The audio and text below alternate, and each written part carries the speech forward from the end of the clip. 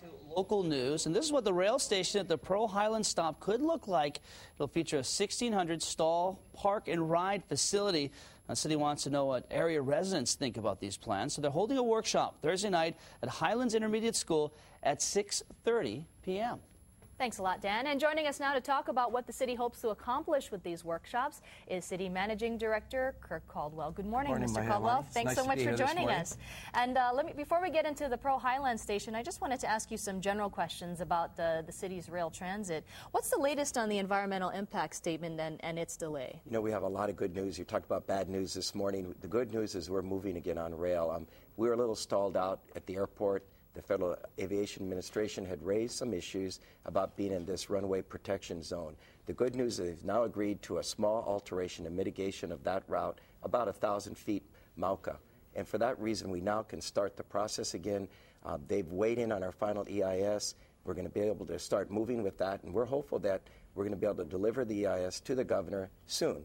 This EIS is a final environmental impact statement. It's a study of the impacts of our project on the environment.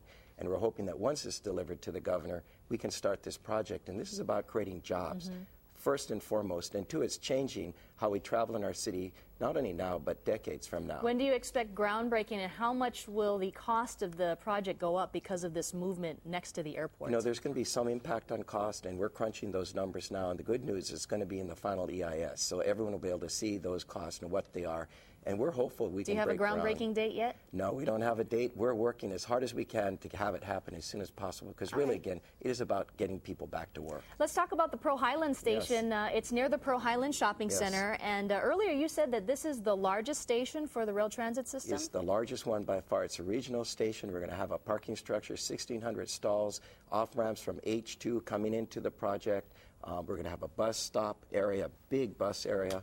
And we're thinking this is going to change this region dramatically, and it's going to help people get from that part of the region into the workplaces very quickly, no matter what's happening on the ground, no matter how bad the traffic is, no matter if a military truck hits an overpass, you're going to get to downtown in about 30 minutes from that station. And you've been having several of these transit stop meetings. What's your hope in accomplishing these meetings? It's all about getting input from the people. You know, these stations are going to be here for a very long period of time. We want to make sure that the community is satisfied with how they look and how they fit within the community, so that, you know, when you arrive at Pearl Highlands, you're knowing you're Pearl Highlands. And we're doing this throughout the entire routes. So we have 20 routes. Waipahu, for example, you get in there, there's Toton Roost. It looks like the old sugar mill. I think people are very proud about how these stations are looking, and we really want the input. So we're hoping there'll be a large turnout so we can get everyone's weighing in on how this station's going to look. All right. Well, City Managing Director Kirk Caldwell, thank you so much for joining us.